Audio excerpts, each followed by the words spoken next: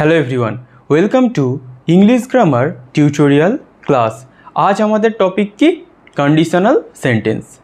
তোমরা অনেক ধরনের সেন্টেন্স পড়েছো, simple, complex, compound, assertive, interrogative, বিভিন্ন রকমের সেন্টেন্স। আজ আমাদের সেন্টেন্স কি? Conditional sentence. তার মানে কি? এটা এমনই একটা বাক্য যে বাক্যে কন্ডিশন থাকবে। কন্ডিশনের অর্থ কি? শর্ত।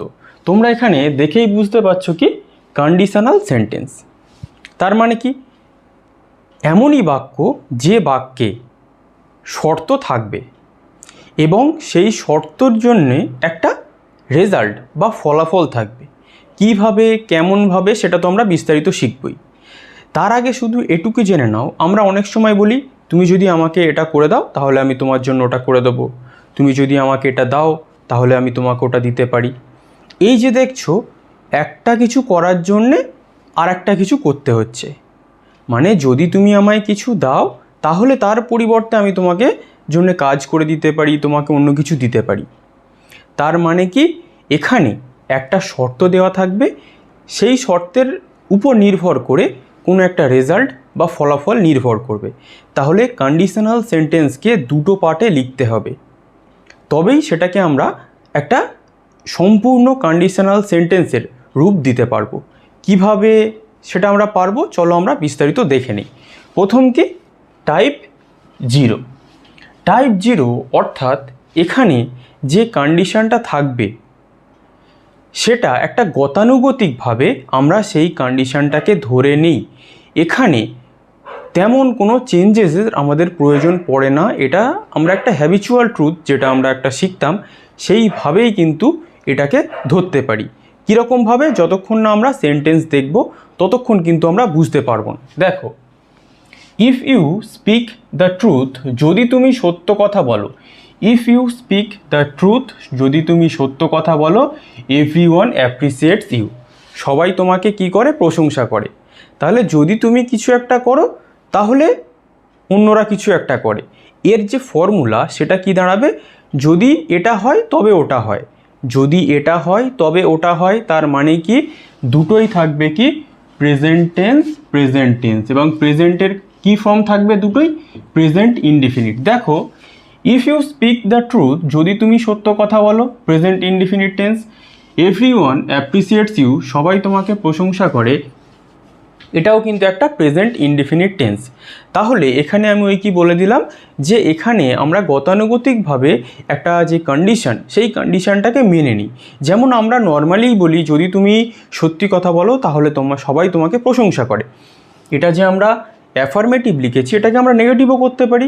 If you do not speak the truth, যদি তুমি সত্যি কথা না বলো, এভরিওয়ান কন্ডেমস ইউ, সবাই তোমাকে নিন্দা করে। তাহলে দুভাবেই করতে পারি, কিন্তু এই কন্ডিশনটা মনে রাখতে হবে যেন দুটোই প্রেজেন্ট ইনডেফিনিট টেন্সে লেখা হয়, দুটো বাক্যই। তাহলে ইফ দিয়ে যে বাক্যটা আমরা শুরু করি এটাকে বলে কন্ডিশন, আর এর পরের যে পার্টটা থাকে সেটা হচ্ছে কি? রেজাল্ট। তার মানে কি? শর্তটা কি? If you speak the truth, তোমাকে সত্য কথা বলতে হয়, এটা হচ্ছে শর্ত। তার ফলাফলে আমরা কি পাই? সবাই আমাদেরকে কি করে? প্রশংসা করে। পরেরটা দেখা যাক। If you are late to reach the school, যদি তোমার দেরি হয় স্কুলে পৌঁছতে, টিচার পানিশেস ইউ, টিচার তোমাকে শাস্তি দেয়।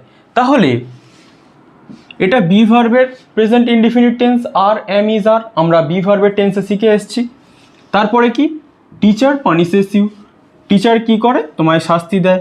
তাহলে আমাদের টেন্সের কি শিখে এসেছি? Be verb, have verb, do verb. তোমরা যদি be verb, have verb, do ভার্বের টেন্স না দেখে থাকো, আমি ডেসক্রিপশানে লিঙ্ক দিয়ে দেবো, দেখে নেবে, তাহলে আরও ক্লিয়ার হয়ে যাবে। তাহলে if you are late to reach the school, যদি তোমার স্কুলে পৌঁছতে দেরি হয়, টিচার পানিশেস ইউ, টিচার তোমাকে কি করে? শাস্তি দেয়। তাহলে ইফ কন্ডিশন দুটোই প্রেজেন্ট টেন্স। এরপরে তোমরা ক্লাসটা ভালো করে দেখতে থাকো, আমি ক্লাসের শেষে অনেকগুলো সেন্টেন্স প্রত্যেকটা টাইপের দিয়ে দেবো যাতে তোমাদের ব্যাপারটাকে আরও বুঝতে সুবিধা হয়। আগে ব্যাপারটা কি হচ্ছে সেটা জেনে রাখো। তাহলে প্রত্যেকটাই কিন্তু কন্ডিশন। যদি তোমার স্কুলে পৌঁছতে দেরি হয়, শিক্ষক তোমাকে শাস্তি দেয়। তাহলে যদি তোমার স্কুলে পৌঁছতে দেরি না হয় তাহলে তোমাকে শিক্ষক শাস্তি দেবে না। এটাই আমরা শর্ত হিসাবে নেগেটিভ করতে পারি। ক্লিয়ার? পরেরটা কি? টাইপ 0-র পর আমাদের আসছে কি টাইপ 1। এটা একটু টাইপ 0 থেকে একটু ডিফারেন্ট। কিভাবে দেখে নেব? দেখো, ইফ ইউ স্টাডি হার্ড, যদি তুমি কঠোর পরিশ্রম করো, you will pass the exam, তুমি পরীক্ষায় পাস করবে। এখানে কি দেখলাম? দুটোই প্রেজেন্ট ইনডিফিনিট টেন্স। যদি এটা হয় তবে ওটা হয়, যদি এটা হয় তবে ওটা হয়। এখানে আমাদের কি, যদি তুমি এটা করো তাহলে তোমার এটা হবে, যদি তুমি এটা করো তাহলে তোমার ওটা হবে। তাহলে প্রথম ইফের পরে যে কন্ডিশন সেন্টেন্স সেটা আমাদের প্রেজেন্ট টেন্স এবং তার যে রেজাল্ট সেটাকে আমরা উইল, মে, মাইট, কুড যে কোনো একটা ভার্ব দিয়ে করতে পারি। যেমন কি, if you study hard present indefinite tense, যদি তুমি কঠোর পরিশ্রম করো তাহলে কি হবে? You will pass the exam. এটাকে আমরা নেগেটিভও করতে পারি, if you do not study hard, যদি তুমি কঠোর পরিশ্রম বা পড়াশোনা না করো, যদি তুমি অক্লান্ত পরিশ্রম করে পড়াশোনা না করো, you will not pass the exam, তুমি পরীক্ষায় পাস করতে পারবে না। তাহলে পজিটিভ নেগেটিভ দুটো কন্ডিশনই পসিবল। তাহলে আমি কি বললাম? যদি তুমি এটা করো তাহলে ওটা হবে। এখানে যেটা সেন্স দেবে একটা ভবিষ্যতের সেন্স দেবে, যে যদি তুমি এটা করো তাহলে ওটা হতে পারে। ক্লিয়ার? পরেরটা কি? ইফ ইউ কাম, যদি তুমি আসো, present indefinite, I will go, আমি যাব। যদি তুমি আসো তবে আমি যাব। তাহলে এখানে যে কন্ডিশনটা আমরা রাখলাম সেখানে কন্ডিশনটা কি দিলাম? পুরোপুরি একটা শর্তের উপরে চাপালাম, যে যদি এই কন্ডিশনটায় আমার ফুলফিল হয় তবে আমার এই রেজাল্টটা ফুলফিল হবে। যদি আমি এটা করি বা যদি কেউ কিছু করে তাহলে কিছু হবে। এখানে যেমন প্রেজেন্টের সেন্স দিয়েছিল, এখানে একটা ভবিষ্যতের সেন্স দিতে হবে, যে প্রেজেন্টে আমি যদি কিছু করি তাহলে ভবিষ্যতে অন্য কেউ আমার জন্য কিছু করবে বা কেউ কিছু করবে। যেমন কি, ইফ ইউ স্টাডি হার্ড, যদি তুমি কঠোর পড়াশোনা করো, you will pass the exam, তুমি পরীক্ষায় পাস করবে। তার মানে কি, যদি তুমি এটা করো তোমার রেজাল্ট হিসাবে একটা সম্ভাবনা আছে ওটা হতে পারে। এই নয় যেটা হবেই, এটাকে আমরা নেগেটিভও করতে পারি। কীভাবে? If you do not study hard, যদি তুমি কঠোর পড়াশোনা না করো, you will not pass the exam, তুমি পরীক্ষায় পাস করবে না। তার মানে এটার পজিটিভ নেগেটিভ দুটো কন্ডিশনই হতে পারে। তার মূল শর্ত কি? যদি কেউ এখন কিছু করে ভবিষ্যতে কেউ কিছু হবে, সেই রকম একটা সেন্স দেবে। ক্লিয়ার? তাহলে সেটাকে আমরা উইল, মে, মাইট, কুড যে কোনো একটা দিয়ে করতে পারি। ক্লাসের শেষে আমি ওই জন্য বললাম অনেক এক্সাম্পল তোমাদের আমি দিয়ে দেবো, তোমরা জাস্ট ক্লাসটা ভালো করে বুঝে নাও আগে। এরপরে আছে টাইপ 2। টাইপ 2 কীভাবে সেন্টেন্স লিখতে হবে? ইফ আই স্টাডিড হার্ড, যদি আমি কঠোর পড়াশোনা করতাম, I could get a job, আমি একটি চাকরি পেতে পারতাম। এখানে যেমন কি, যদি কেউ কিছু করে তারপরে কিছু হবে, এখানে কোনো একটা ঘটনা সেটা হয়নি এমন একটা সেন্স দিয়েছিল। টাইপ 2তে কী সেন্স দিল? প্রথম সেন্টেন্স আমরা কি লিখলাম? এখানে যেমন প্রেজেন্টে লিখেছিলাম, এটা আমরা পাস্ট ইনডেফিনিটে লিখলাম। যেমন ইফ আই স্টাডিড হার্ড, যদি আমি কঠোর পরিশ্রম করতাম বা পড়াশোনা করতাম, যদি আমি কঠোর পড়াশোনা করতাম, I could get a job, আমি একটা চাকরি পেতে পারতাম, যেটা অতীতে হয়ে গেছে। আমি ধরো এখন দাঁড়িয়ে তোমাদেরকে বলছি, এখন ধরো আমি চাকরি পাইনি, আমি তোমাদেরকে কি বলছি?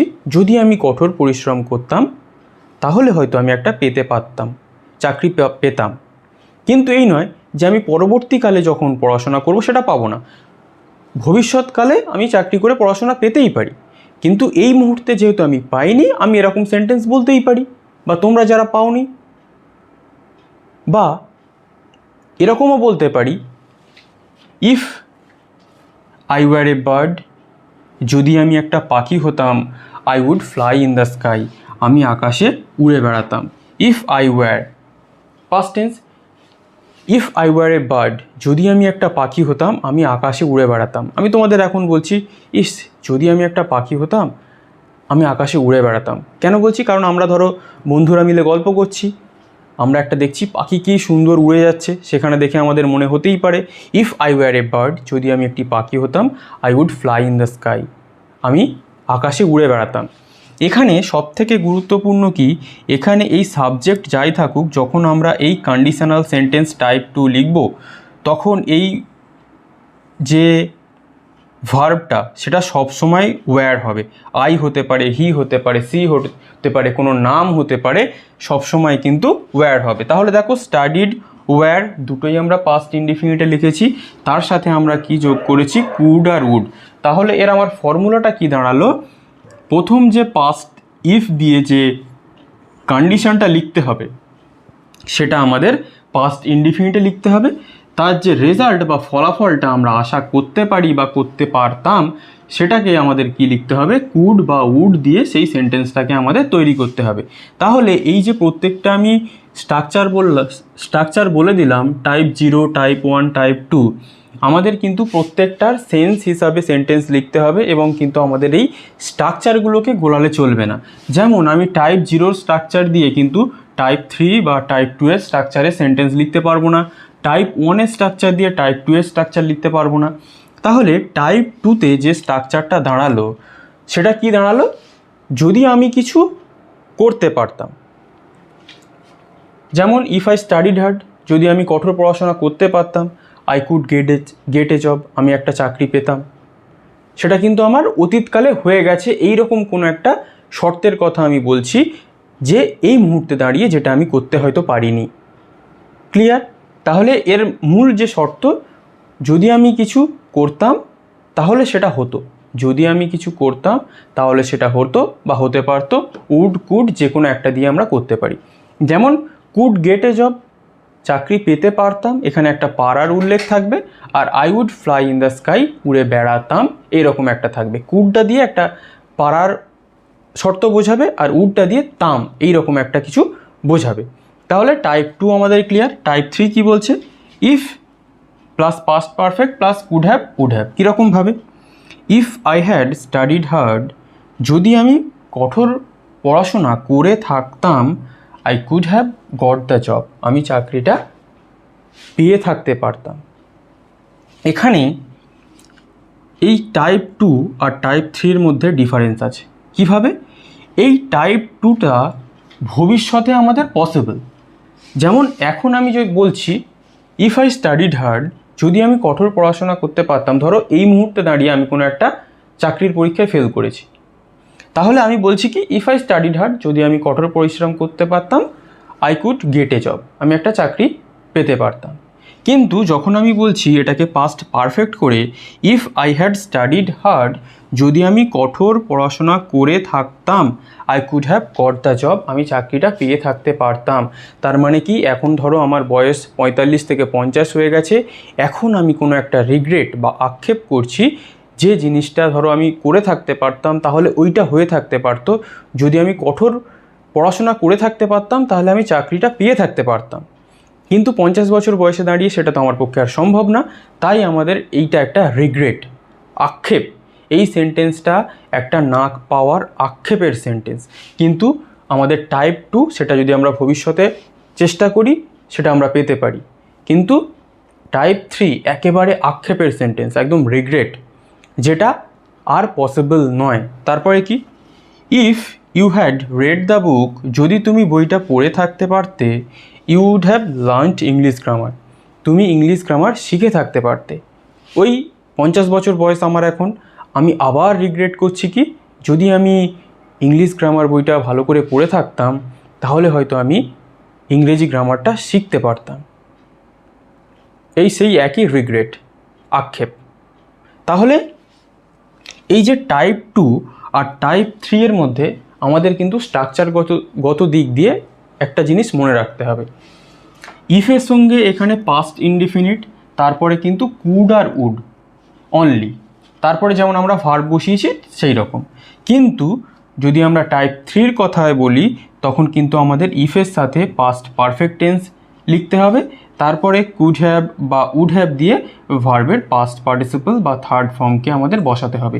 এর এই স্ট্রাকচার দিয়ে কিন্তু পরীক্ষায় ফিল ইন দ্য ব্ল্যাঙ্কস হতে পারে বা এরর কারেকশান আসতে পারে। সেখানে কীরকম আসতে পারে, ধরো টাইপ 2 এ এখানে এটা দিয়ে দিল পাস্ট টেন্সে, আর তোমাদের পরের পার্টটা দিয়ে দিল কি এখানে পাস্ট পারফেক্ট বা কুড হ্যাভ উড হ্যাভ দিয়ে। কিন্তু আমরা কি জানি, যদি শুধু পাস্ট ইনডেফিনিট হয়, আমাদের কন্ডিশনের যে রেজাল্ট সেই সেন্টেন্সটা কিসে লেখা হয়, কুড বা উড দিয়ে লেখা হয়। আবার এরকমও হতে পারে, এই যে পাস্ট পারফেক্টের স্ট্রাকচার দিয়ে দিল ইফ দিয়ে কন্ডিশনে, আর তোমাদের পরবর্তী সেন্টেন্সটা সেটা শুধু এই কুড আর উড দিয়ে দিল ভার্বের ফার্স্ট ফর্ম দিয়ে। তখনও কি আমাদের বুঝতে হবে কি, আমাদের যেহেতু টাইপ 3 স্ট্রাকচার কি পাস্ট পারফেক্টের সাথে কুড হ্যাভ আর উড হ্যাভ, তখন কিন্তু আমাদের ভার্বের সঙ্গে পাস্ট পার্টিসিপেল ফর্ম বা থার্ড ফর্মটা যোগ করতে হয়। তাহলে এরপরে কিন্তু আমি তোমাদের বিস্তারিত একটা স্ট্রাকচার দিয়ে দিচ্ছি, সেটা তোমরা ভালো করে দেখতে থাকবে। কিন্তু এখান থেকে আমাদের এই স্ট্রাকচারগুলো যদি না আমরা মনে রাখতে পারি তাহলে কিন্তু আমরা করতে পারবো না, এবং এর মিনিংটা আমাদের কি বলছে সেটা জাস্ট একবার আমি তোমাদের বাংলাতে বলে দিই। টাইপ 0তে কি, যদি এটা হয় তবে ওটা হয়। আবার এটাকে আমরা নেগেটিভও করতে পারি, যদি এটা না হয় তো ওটা না হতে পারে। মোদ্দা কথা হলো দুটোই প্রেজেন্ট ইনডিফিনিট, যদি এটা হয় তবে ওটা হয়। টাইপ 1-এ গিয়ে আমরা কি দেখলাম, যদি তুমি এটা করো তাহলে ওটা হতে পারে, যদি কেউ কিছু করে তাহলে কিছু হতে পারে, যদি কেউ কিছু করে তাহলে কেউ কিছু হতে পারে, একটা ভবিষ্যতের সেন্স দেবে, ফিউচারের সেন্স দেবে। টাইপ 2-তে আমরা কি দেখলাম, যদি কেউ কিছু করতো তাহলে কেউ কিছু পেত, যদি কেউ কিছু করতো তাহলে কেউ কিছু পেত। পুরো অতীতের ঘটনা আমরা বলে দিলাম, পুরো একটা অতীতের ঘটনা, কিন্তু ভবিষ্যতে যে সেটা হবে না সেটা কোনো গ্যারান্টি নেই। আপাতত আমরা অতীতে সেটা পারেনি বলে আমরা বলে দিলাম। তারপরেরটা কি, যদি টাইপ 3-তে যদি কেউ কিছু করে থাকতো তাহলে সে ওটা পেতে পারতো বা পেয়ে থাকতো, যে কোনো ইচ্ছা বলতে পারি। তাহলে এটা পুরোটাই পাস্ট পারফেক্ট আর কুড হ্যাভ উড হ্যাভ।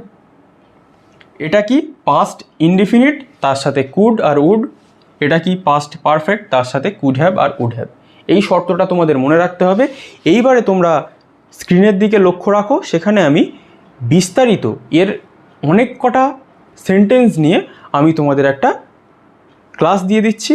সেখানে আমি তোমাদের আবার ব্যাখ্যা করছি, তোমরা কিন্তু স্ক্রিনের ওই এক্সাম্পলগুলোকে লক্ষ্য রাখো এবং লক্ষ্য রেখে নিজের মতো করে যখন ক্লাসটা হয়ে যাবে নিজের মতো করে সেন্টেন্সটা বানাবে এবং ভাবনা চিন্তা করতে থাকবে যে কিভাবে আমি আরও সেন্টেন্স বানাতে পারি, তবেই কিন্তু সেটা তোমরা পারবে। এবং লাস্টে আমি একটা এক্সারসাইজ দিয়ে দেবো, সেটাও তোমরা করবে। তাহলে চলো আমরা স্ক্রিনে চলে যাই, প্রত্যেকটা টাইপের আমরা কিছু সেন্টেন্স আরও দেখে নিই। তাহলে আশা করছি প্রত্যেকটা টাইপ তোমরা খুব ভালোভাবে বুঝতে পেরেছো। এবারে প্রত্যেকটা টাইপের আমি কিছু সেন্টেন্স বলছি, সেগুলো তোমরা ভালো করে দেখে নাও। টাইপ 0-তে কি, if you speak the truth, যদি তুমি সত্যি কথা বলো, এভরিওয়ান অ্যাপ্রিসিয়েটস ইউ, সবাই তোমাকে প্রশংসা করে, দুটোই present indefinite. If you walk continuously, যদি তুমি অনবরত হেঁটে চলো, ইউ গেট টায়ার্ড, তুমি ক্লান্ত হয়ে পড়ো। If we are late to reach school, যদি আমরা দেরিতে স্কুলে পৌঁছই, প্রিন্সিপাল পানিশেস আস, প্রিন্সিপাল আমাদেরকে শাস্তি দেয়। If you have enough money, যদি তোমার কাছে অনেক টাকা থাকে, you are secure in life, তুমি জীবনে নিরাপদ হও।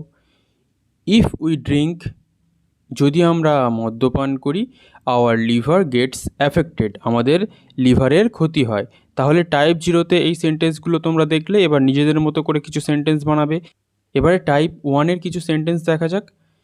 ইফ ইউ স্টাডি হার্ড, যদি তুমি কঠোর পড়াশোনা করো, you will pass the exam, তুমি পরীক্ষায় পাস করবে। তাহলে কি, যদি কিছু করো তাহলে কিছু করবে। প্রথমটা কি প্রেজেন্ট ইনডিফিনিট, তারপরে আমরা কি বলেছিলাম, উইল, মে, মাইট, কুড, যে কোনো একটা দিয়ে ভবিষ্যতের কিছু একটা সেন্স দেবো আমরা। পরেরটা কি, if you do not go to school, যদি তুমি স্কুলে না যাও, the principal may punish you, principal তোমাকে শাস্তি দিতে পারে, যদি না যাও তাহলে দিতে পারে, ভবিষ্যতের একটা সেন্স দিচ্ছে কিন্তু। ইফ ইউ কাম, যদি তুমি আসো, আই উইল গো, যদি তুমি আসো তবে আমি যাব। ইফ ইউ ডু ইট, যদি তুমি এটা করো, হি মাইট কন্ডেম ইউ, সে তোমায় নিন্দা করতে পারে, যদি তুমি এটা করো তাহলে সে তোমার নিন্দা করতে পারে। ইফ ইট রেন্স টুডে, যদি আজ বৃষ্টি হয়, I will not go to school, আমি আজ স্কুলে যাব না। If I get a job, যদি আমি একটা চাকরি পাই, I could buy an iPhone, আমি একটা আইফোন কিনতে পারি। তাহলে প্রথম যে সেন্টেন্স প্রেজেন্ট ইনডিফিনিট পরের যে সেন্টেন্স উইল, মে, মাইট বা কুড দিয়ে আমরা তৈরি করতে পারি। কিভাবে করতে পারি সেন্টেন্স তোমরা দেখলে, এবার নিজেদের মতো করে সেন্টেন্স বানাবে। এরপরে টাইপ 2 দেখা যাক।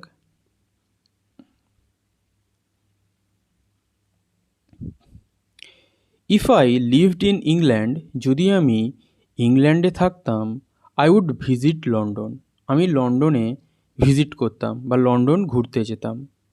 ইফ আই স্টাডিড হার্ড, যদি আমি কঠোর পড়াশোনা করতাম, I could get a job, আমি একটা চাকরি পেতে পারতাম। If I were a bird, যদি আমি একটা পাখি হতাম, I would fly in the sky, আমি আকাশে উড়ে বেড়াতাম।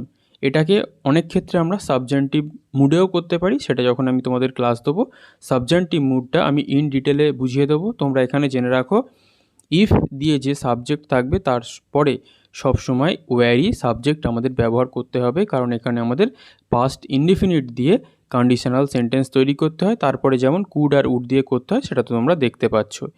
এরপরে কি, if he had enough money, যদি তার কাছে যথেষ্ট পরিমাণে টাকা থাকতো, he would help the poor, সে গরিবদের সাহায্য করতো। এখানে হ্যাড ভার্বটাকে আমরা পাস্ট ইনডিফিনিট করেছি, তোমরা হ্যাভ ভার্ব দেখে এসছো কীভাবে আমরা করে থাকি। ইফ উই প্লেড ওয়েল, যদি আমরা ভালোভাবে খেলতাম, we would win the match, আমরা ম্যাচটাকে জিততে পারতাম।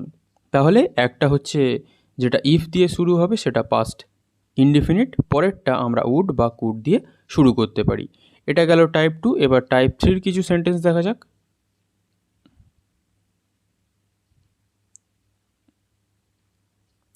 If he had studied well, যদি সে ভালো পড়াশোনা করে থাকতো, he would have become a doctor, সে একটা ডাক্তার হয়ে থাকতে পারতো।